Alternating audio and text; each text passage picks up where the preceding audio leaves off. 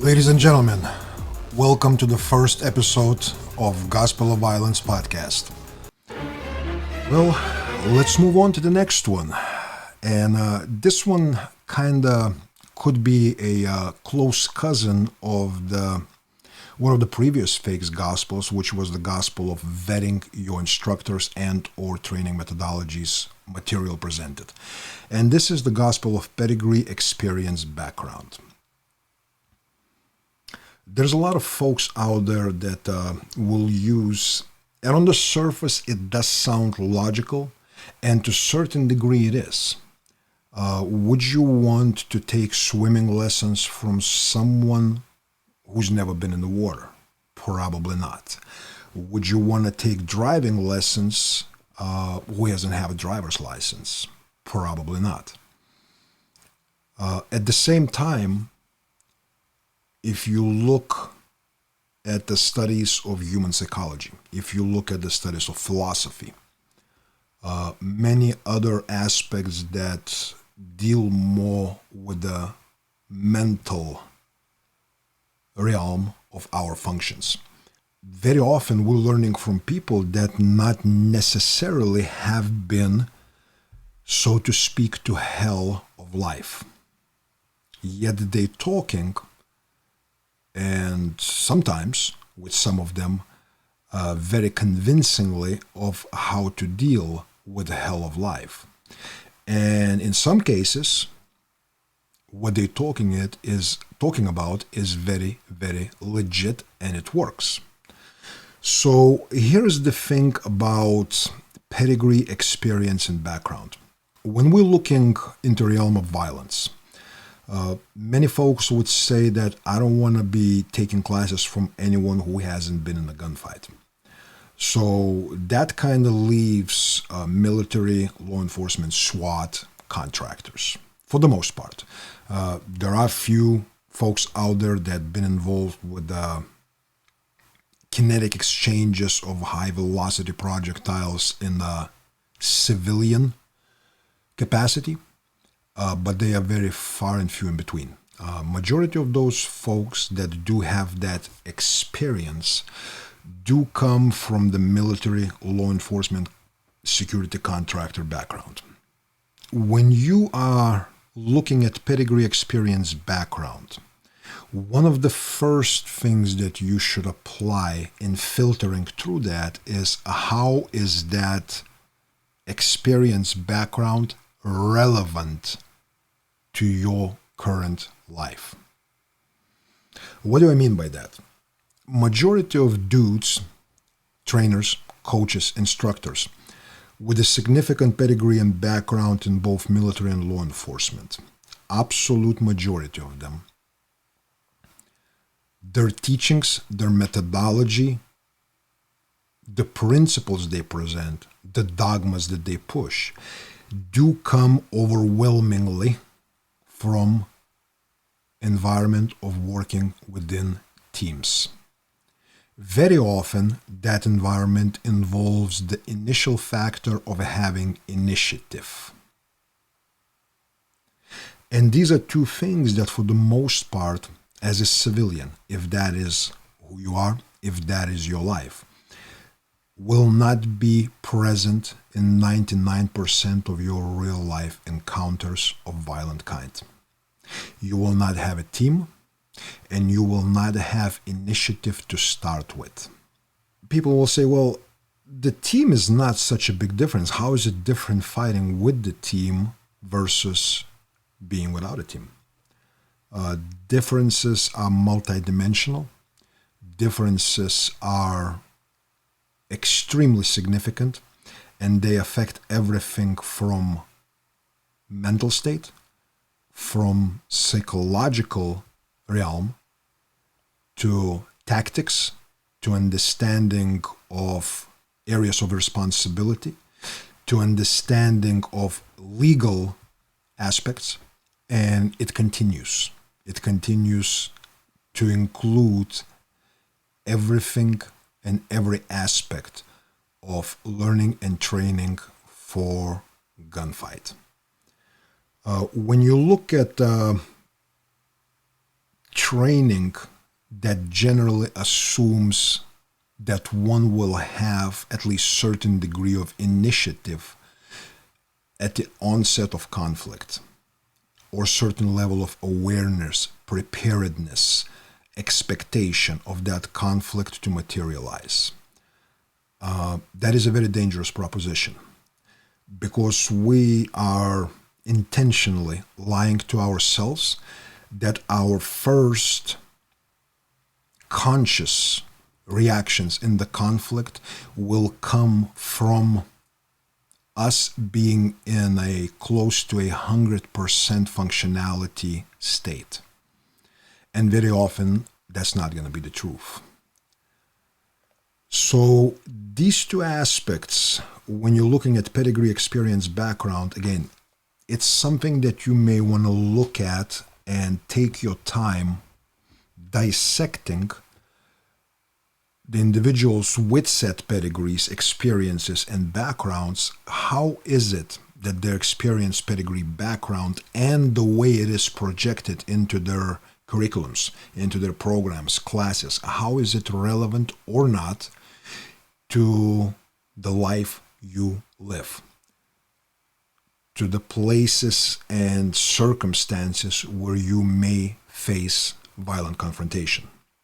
It does take a lot of work to kind of put stuff in your head into compartments to where you can compare, to where you can judge and go like, okay, look, so if this is a 6-man team entering this door, there is a sharing of responsibilities. There is overlapping fields of vision. There is overlapping fields of fire. How can me, a non-operator, one dude or dudette, deal with this? And it could be overwhelming. And this is one of those interesting where it steps in, because for one single individual, it is very hard. It is very overwhelming to deal with situations that sometimes the learning methodology may be presented from the experiences and knowledge gained that comes from teamwork. And that discomfort of, hell, I don't know how would I even start to learn and train to prevail in such situations. It becomes very disturbing thought, and we take a simplest step. We step back into a comfort of, I'm going to do these things sequentially, again, coming back to crawl, walk, run. But that sequentiality is based strictly on the presence of force multiplier, which is a team. And sometimes not just a team, but element of surprise and at least certain level of initiative. Again, we should be objective. And that objectivity will tell us that in civilian realm, we are more likely than not gonna have these luxuries. Belonging to certain units does not necessarily translate into logical extension of those skills, of training methodology, of techniques, of suggestions that would logically transfer into your life and situations you are more likely to face and have to deal with. And moving right along to the next one. And this is a simple one, but really interesting one. Gospel of there is nothing new under the sun. Now, to a certain degree, on the surface, you may look at it and go like, well, yeah, humans have moved their hands in a similar fashions for thousands of years. The step forward looked very similar 1,000 years ago, almost identical to the step we take as a modern humans today. If we look at the drawings in the caves or Greek sculptures of wrestling, it's not that much different from the modern Greco-Roman wrestling or what we will see in the UFC ring. So really, there is nothing new under the sun. I will strongly disagree with that. Here's why. Few reasons. First of all, saying nothing new, there's nothing new under the sun, especially when it's applied to such a critical area as dealing with violence. To me, on the base level, it kind of devalues the importance of exploration. It makes us into drones. We inadvertently become blind followers of whatever dogma is presented in front of us by the dude who says that there's nothing new under the sun. It is a very dangerous proposition. Not only because we're not going to learn new, evolved ways, techniques, whatever. It puts our own process of thinking, evaluation, and reflection into a very stagnant state. And that is dangerous for any student, but certainly more so for those who study violence. So be very careful just wholesale subscribing to this, there's nothing new under the sun. It can be said that while running is running, there's also a obvious difference through studies of athletics, biomechanics, loading processes, and so forth, that human performance in track and field, whether it's short distance, long distance running, high jump, long jump, has improved significantly. Arguably, it's hard to compare the fist fighter from the 16th century to a modern fist fighter in the UFC ring. But I would wager that modern fighters that truly study the science and art of fighting would do quite well against the fighters of the old days. This is not to disrespect our history, heritage of different fighting styles, and so forth. Humans have evolved. So have evolved the methodologies of how they prepare for certain activities. So have evolved and got fine-tuned certain approaches to perform certain tasks. And while fighting is fighting, you can say that car is car, comparing Ford Model T to a modern Tesla S or Lamborghini Gallardo. So, no. While there's nothing new under the sun, the evolution, the constant evolution of how we function, how we solve problems, how we look at issues, how we apply what we learn in other areas of life, be it psychology, be it physics, be it chemistry, be it medicine, be it sports medicine, nutrition, many other things that can be directly related to human performance in violent environments. That has evolved. So again, it is still the same thing. It's fighting, but it is different.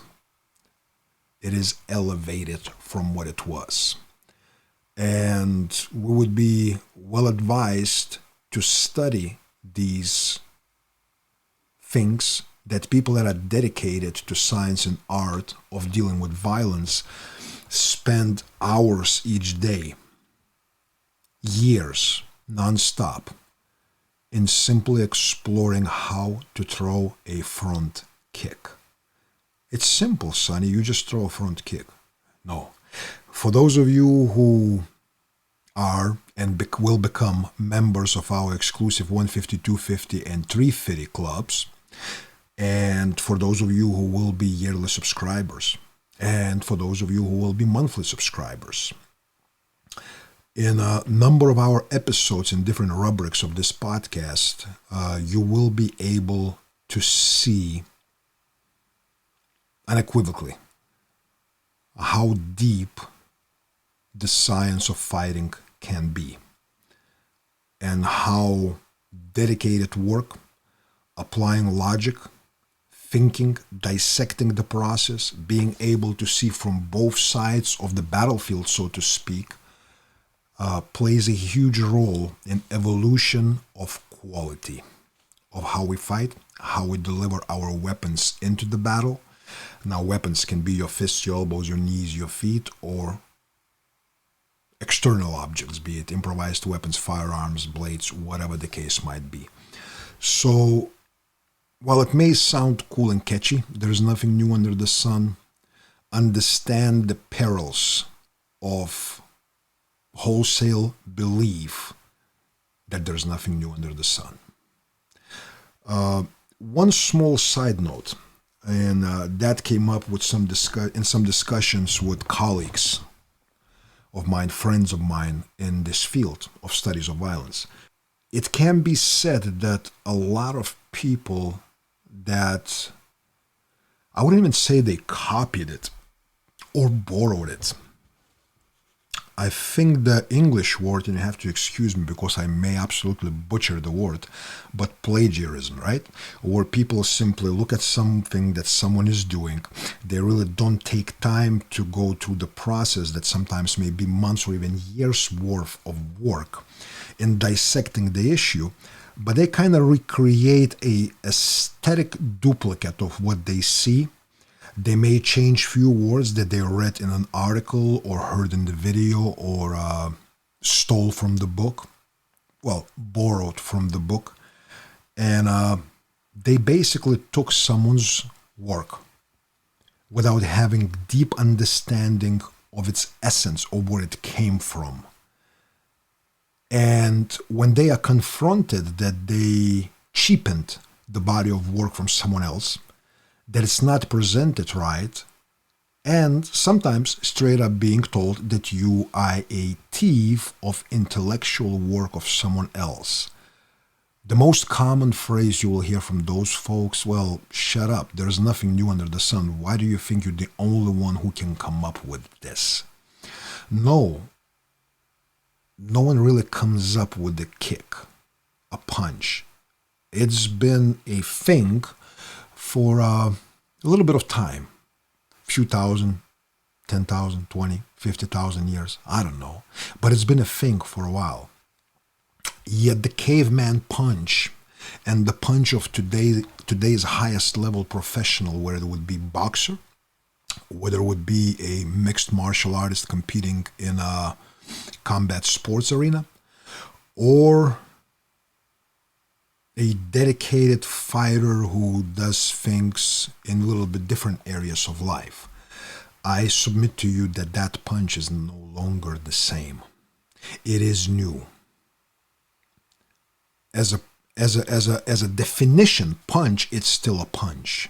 But as a substance, the engine, the biomechanical inner workings of it, the tension management, the form, the posture, the delivery mechanism, the timing, the presentation, the fake, all of that has evolved to a very, very significant degree.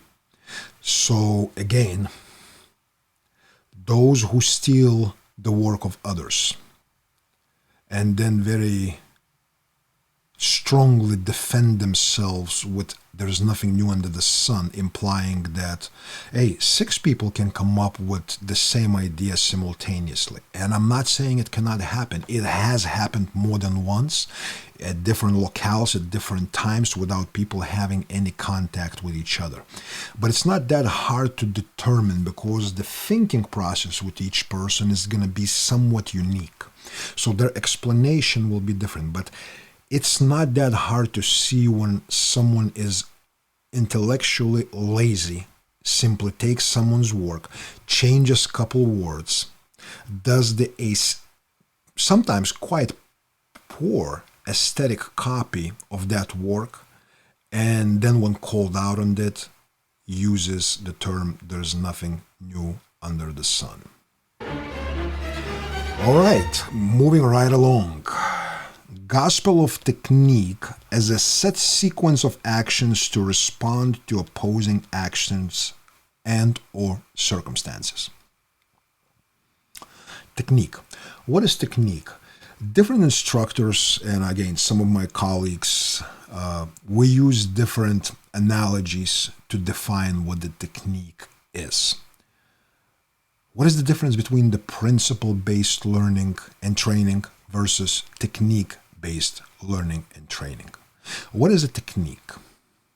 In the context of fighting, combative sports, martial arts, martial science, the technique is a set sequence to counter and or deal with a specific action. No more, no less. It's a quite rigid animal. It doesn't have that much room for interpretation because technique is being acquired and owned through repetition. And usually because of its rigidity, because it deals with a specific stimuli, to be able to counter it or deal with it. It instills that rigidity, and that rigidity has a very interesting component to it, which is natural resistance to adjust it. People are much more likely to have a separate technique even for the slightest change in angle of attack, timing of attack, whatever other components of actions coming from opposing side we may have to deal with.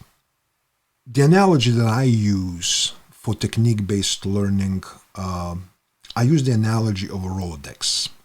So in your Rolodex, which for those of you who are young folks, you probably never seen a Rolodex because you have a smartphone for that, where you save all your contacts in your computers.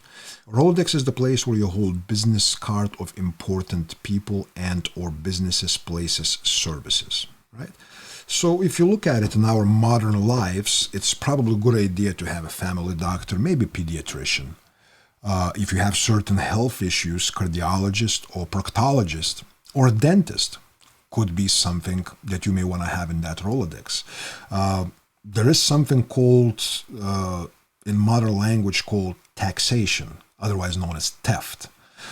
But like it, dislike it, it's a reality. So it's probably good to have an accountant who knows ins and outs of IRS and how they deal with it and can help you to take at least part of that money that they stole from you back. So you would probably want to have that tax man, that accountant, his information and contacts somewhere in your Rolodex with a collection of other important services, people that you may need in your life. There could be a landscaper. There could be a mechanic that helps you to work on the car. There could be a handyman that fixes your pipes. So now in your possession, you have all these important contacts, you have the data, you have the information. Yet, in any kind of situation where decision as far as your follow-up action or actions has to be made in a compressed time frame. And certainly violence will be one of those environments where time is of the essence. Not only in performing whatever it is that you're going to do, but in making the right, correct decision, so to speak, whom are you going to call? When you have 0.2 seconds to make a right choice, to make a correct decision as to what course of action you're going to take under the developing situation in the environment of unpredictable violence, you are very likely, and I'm going to use the analogy again, you are very likely to call a proctologist while you are suffering from a toothache. You don't necessarily have to keep that visual and all that it entails in your head for long, but I think that is quite a sufficient analogy to show that no matter how many techniques you have memorized, no matter how extensive is your collection of impeccable techniques, the chaos of violence is very rarely conducive to application of a very specific techniques. So what is the alternative? What is the alternative to having all these definitive ways to deal with a specific issues? And alternative is not very attractive to many. Here's why. Principle-based learning, principle-based training. What does that entail, and what do we have to go through if we choose or we are told to go that route? The old sensei, Morihei Ueshiba, the founder of modern Aikido, had this great saying that kind of stuck with me when I read it first. When I move, the technique is born.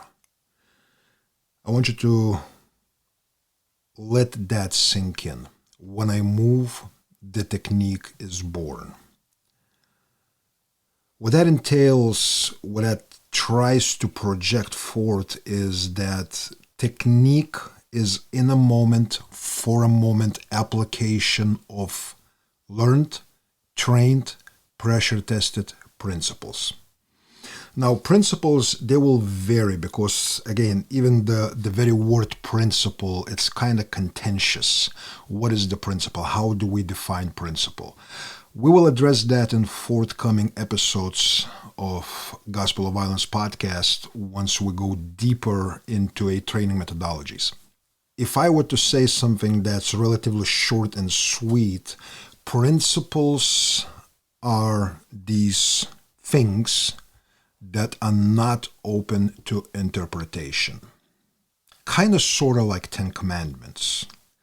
Again, we're not going to necessarily address what would be the principles of fighting that would replace hundreds and possibly thousands of techniques that one would have to learn, become proficient in applying if one was following a technique-based approach to learning to deal with violence. Many will say that the problem with switching to principle-based learning is the time that it requires, the time that it takes to understand the principles, to make principles work for you, and to be able to freely flow and adapt in the moment for that moment. I will not deny that it takes time. It would be a lie that to say that, let's do this principle-based learning approach, and within a few months, maximum a year, you're going to have all these principles down path, and you're going to be like expert level, master level jazz musicians who's able to chime in regardless which part of the song it is and whether you heard that song before or not. You chime in and you are part of this beautiful big picture of music. To reach that kind of level of adaptability and ability to improvise on the spot, yes, it will take time. Yes, it will take significant effort. Nevertheless, the reality of violence is that it's a chaos that very rarely can be framed within a very rigid rules and parameters. Probably, I would say, absolute majority of schools, instructors, coaches out there that do teach techniques. Techniques can be used as tools to expose, demonstrate, and define the principles. I think techniques are useful in the sense that when you show a flow from one technique to another, and then instructor maybe points out the common things and why certain things work, why they don't work, what is involved. Thus slowly, gradually exposing the principle to where students, practitioners, start seeing commonalities. Once the student becomes well aware of those commonalities, on the internal level, although he may not be able necessarily to verbalize it, but the beginnings of understanding of the principle, they start happening. In my career, I have seen number, and I'm talking significant number of students, that within a reasonable time, whether it would be a year or so, started demonstrating ability to adapt in real time, in real speed, without having learned specific techniques to deal with specific attacks. They were able to very successfully adapt the principles that they understood into applicable actions. Techniques are kind of like poetry. You have to remember and memorize them. Principles is kind of like truly understanding what the writer, what the poet tried to say in the story, and being able to tell that same story just as compellingly, but in your own words, without quoting the author verbatim. This is really a quite extensive topic, and I do have plans to do a number of episodes within this podcast addressing this very issue, technique versus principle-based learning and training. And moving right along to a number 9, fake gospel, of outcome result as not only a measure of success of one's actions, but as a measuring stick of competence. Here's another mouthful, isn't it? The gospel of outcome or result as not only a measure of success of one's actions, but as a measuring stick of competence. What do I mean by that? And this is not something unique or original. There are a number of dudes out there in the field that have said similar things, maybe in different words, using different analogies. But basically, the idea is that our training should not be outcome oriented. It should be oriented towards the process. On the surface, it seems like a relatively easy, pretty basic thing to understand, right? I'm not going to worry about winning the fight or this sparring match. I'm going to worry about every moment of the process, how I'm stepping off to the side, how I'm going to raise my elbow, how I'm going to evade this move, how I'm going to do the underhook, overhook, how I'm going to do whatever other means and actions you're going to take. And that often itself, if done properly, should bring me to a positive outcome. Again, logically thinking, this is not really such a complex or complicated concept to understand and to nod your head in agreement. The issue here is that the second part of the statement of gospel of outcome result as not only a measure of success of one's actions, but as a measuring stick of competence. This is where it gets interesting in training. What do I mean by that?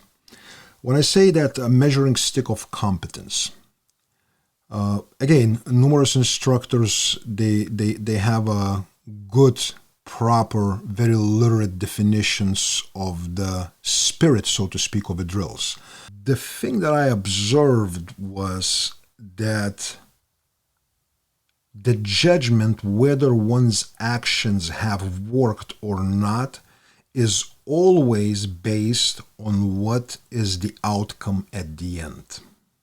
In training, that is a not approach that you want to take if you truly are interested and driven by understanding the deeper essence of what goes on within violent engagements. I very often tell my students to make certain adjustments in how they work if they are the ones, let's say, doing defensive, and I put it in quotes, defensive actions, meaning that they are reacting to stimuli from their training partner. I will quite often tell my students to work slower than their attacker. So if the drill has parameters to where it's, let's say, attacker comes at 50% speed, but full effort, I will tell the student try to work at 30-40% speed and less effort. Most likely you will fail. That is not the goal of training. not to fail. That is not the guideline that we base our learning upon. When you do approach your learning and training in such a way where you basically give up certain parameters that could give you an edge, you willfully give them up, meaning you work slower, you work with less effort. Sometimes I refer to that as working with your back to the wall.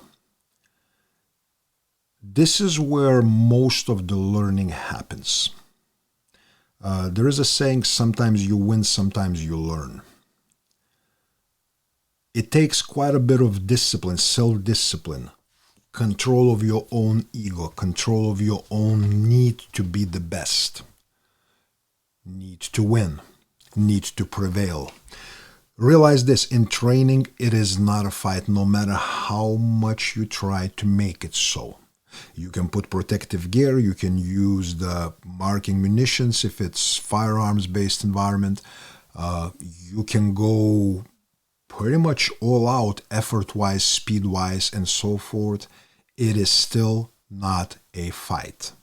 There are a number of parameters missing, and if those parameters were introduced into training, many people would not be able to continue with training for very long due to injuries, due to many other factors that would manifest themselves as a result of such training.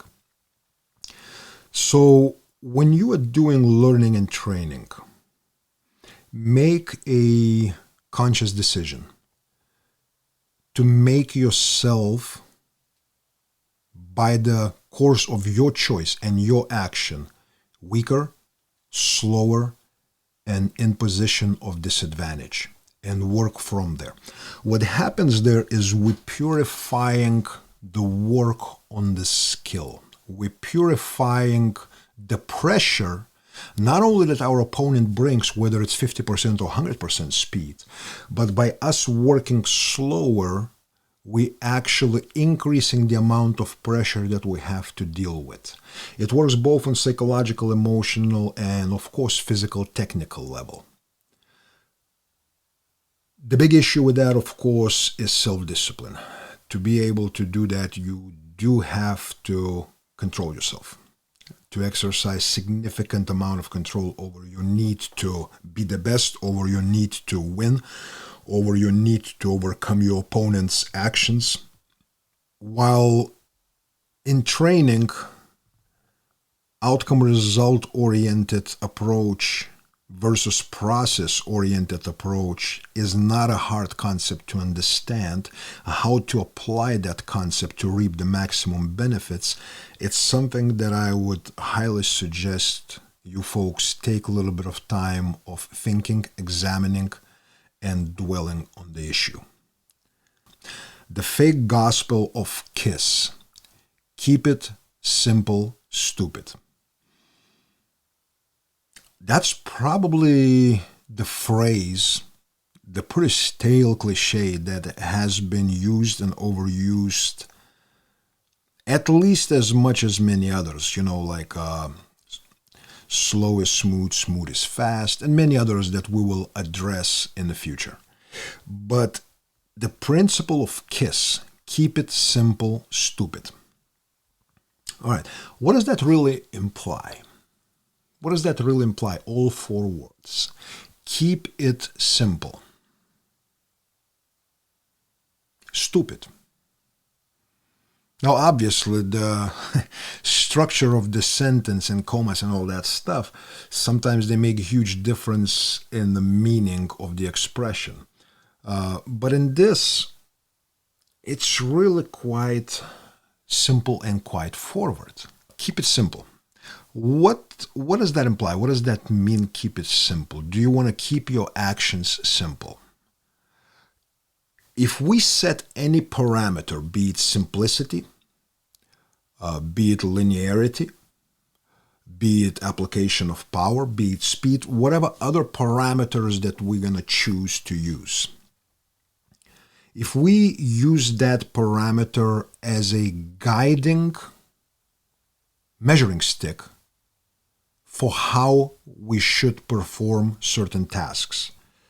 That is not objective. That is a very subjective and very often erroneous approach to address something that's not going to be quite simple. And actually, sometimes jokingly, or not really jokingly, I say that very often when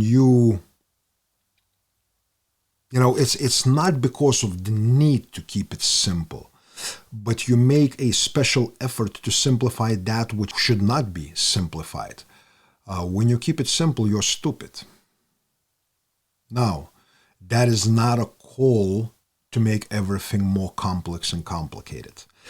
As is, things that will come at you in violence, whether it's a surprise attack, ambush, home invasion, whatever the case might be, they are pretty complex as is.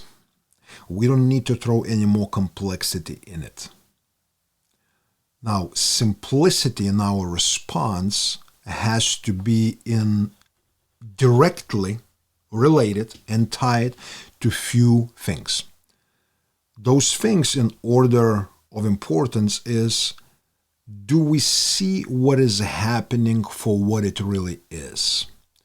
Or is this a projection of our fear? Or is this a projection of anticipation, anxiety? Is this a result of certain experiences?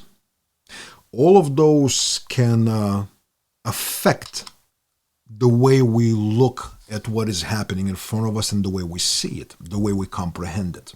If you see the fist moving through the air towards your face, right? Many people out there will say that that's a punch.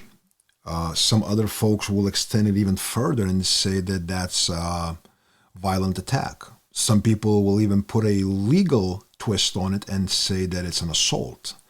While in reality, it's nothing more and nothing less than movement.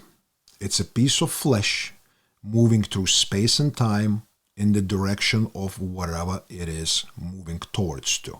Whether it's your face, your sternum, your neck, it doesn't matter. It is in its rawest form as a raw data. It is a movement. Now, that is correct way to simplify the issue. Because once we add things of emotional meaning, legal terminology, and everything else, it does become cluttered, and it affects the way we're going to react and what we're going to do about that relatively simple thing happening in front of us that can be defined as movement. Movement itself is not necessarily simple. Okay? The space available, your weight distribution, your balance, which way you're standing, which way you're looking, what is in front, on the sides, behind you. All of that will determine what kind of actions you can or cannot take based on what you see with that movement. The biggest thing about being able to simplify raw data in front of us, the biggest thing about it is that we remove gradually. It's not going to happen overnight, and it's certainly not going to happen by sitting on the couch and listening to the podcast. You're going to have to put in the work. But what happens is we gradually work on separation of raw data, physical actions happening from emotional responses. That is of utmost importance. The elephant in the room is fear. When we say it's a punch, when we see that fist moving through the air, it really is not a punch until it connects with your beautiful face, is it now? So in essence, we have projected forward and took in as a raw data that which hasn't happened yet. There is a saying, and many philosophers have used it. Those who live in the past are depressed. Those who live in the future are anxious. Only those who live in the moment are at peace. I know it's another one that takes time to digest. Sit down, digest it. This is not some psychobabble. This is not something that people go, you know what? He throws the punch, just create the distance, make the distance, and then counterattack. I wish it was that simple. Stupid. It isn't. And there are other components there that this kind of approach will lead you into a very, very bad spots and eventually possibly into your grave. But that is, again, just this topic alone is a separate discussion off in itself. And we will certainly address that because this is an issue that I harp about in my training quite extensively. We go to quite significant depths to dissect it, understand it, demonstrate it, and gradually start rewiring our students' reactions to where they capable of using ODA cycle and use the inputs of raw data, not of assumptions, presumptions, and fears. The Gospel of KISS can obviously be extended into techniques. It can obviously be extended into psychological preparation. It can be extended into physical conditioning, strength training, into pretty much any area that deals with preparing ourselves, our body, mind, and soul to deal with violence. And again, because it is a very extensive topic, I will be addressing it and we will be discussing it in depth throughout many, many months and years to come. That is our first inaugural episode of Gospel of Violence podcast. Many may ask, after we discussed on the surface, kind of without going into too much depth on these 10 fake gospels, how does one navigate in these murky waters of so many gospels? One has to do the homework. And the homework, those of you young enough to remember school, we write things down. What I'm saying is this: write things down. Create your hierarchy of priorities. Dissect your own ways of thinking, how you're training, what are you doing in training, what are you relatively good at, what do you really suck at. Start connecting the dots. Create a blueprint of your competence. Create a separate blueprint of your incompetence. From those two, start creating somewhat of a wish list, or I would say not wish, must list of things that you need to address. It will, for most folks, it will start with relatively simple things. You will need to address physical conditioning. You will need to address your fears. You will need to get to know yourself. It will not start with a advanced team tactics with a carbine class in low light conditions.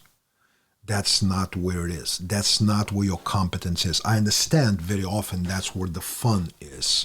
That is not where you're going to win the fight and go home alive. It is much simpler than that. It is much closer to you. Now, what's next? What's coming next? A lot of things are coming next. Gradually, as I'm navigating through all these new technologies and overlaying things and doing video overlays and all the other complex and complicated and fun things as such, gradually this will become more and more interactive. Again, I'm a pretty much one-man crew with the help of my son Nicholas. We are navigating through numerous different programs of software, how to integrate it with hardware, how to work multiple cameras, how to do the audio, color correction, overlays, text, links, multi-platforming, and so forth and so forth. We're working on it. It's work in progress. But look, we are here. You are listening and you are watching it. So, first steps have been made. We jumped into a pool. Now it's just about learning to truly swim in it. All right, folks. This has been the first episode of Gospel of Violence Podcast. You know the website, gospelofviolencepodcast.com. My other website that deals directly with training is sonnypuzikas.com. You can also find us on social media, the bad kind and the newer kind, be it Instagrams, Facebooks, YouTubes, MeWes, and so forth. Those of you who are members of 350, 250, and 150 clubs, you will be more and more consistently and regularly receiving our updates on what's in store, what we're cooking for you, what's being prepared, and what to expect. Those of you who are not familiar, who jumped on this by accident or someone referred you to it, what I'm talking about is we do have 3 club levels: 350, 250, and 150. I know it's borrowed from the South Park, but basically it refers to something very simple. 350 Club is a $350 one-time payment. It's a lifetime membership to this podcast. You also get free access to all and any of the Zoom or other interactive classes I will be doing for the duration of my life. You also get 35% discount on any and all classes that I teach. That does not apply to classes that I host with other instructors or when some other training facilities host me. Here's the nice thing about the 35% discount for the members of 350 Club. That discount is also, it can be used by your immediate family members. And I'm not talking your cousin's dog's sitter's sister. I'm talking immediate family members. Spouses, kids, parents, brothers, sisters. All right? So your whole family can benefit. You also will be getting significant discounts on products, services. You will be first to get a dibs into certain events and training opportunities that are sure to sell out very, very quickly due to their popularity or limited number of spots available.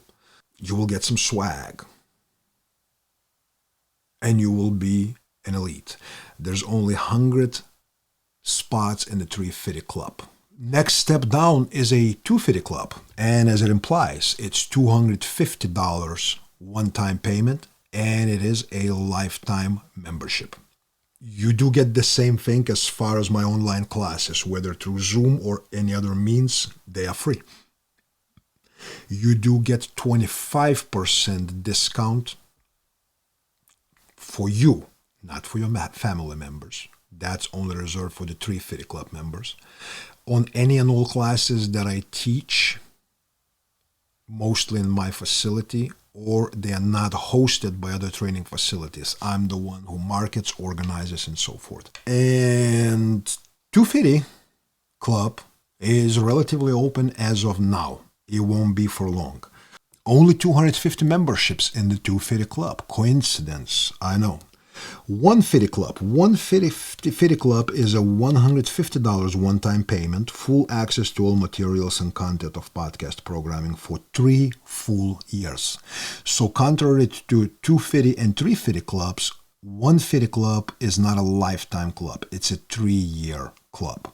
Nevertheless, you still get 25% discount on all virtual Zoom classes.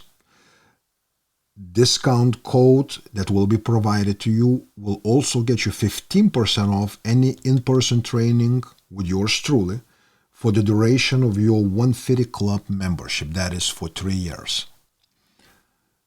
Also exclusive discounts on gear, merchandise, and swag, ours and that of our sponsors. One Fitty Club has 500 membership spots. So these are 3 clubs. Then we also have subscriptions. 1 year subscription is pretty straightforward. It's going to be through our website. It's $99 for 1 year. Full access to all materials and content of podcast programming for a year.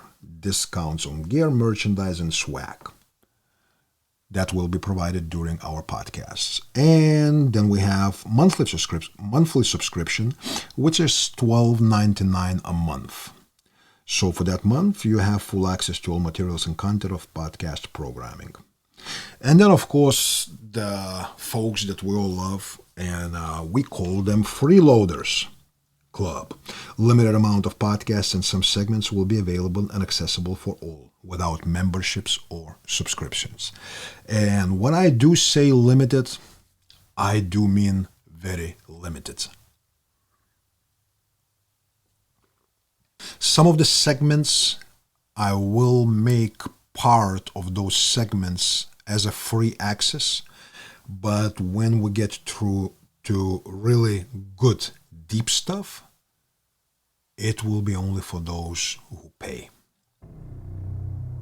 This has been our first episode of Gospel of Violence podcast that was recorded at our facility in East Texas at Fort Honey Badger.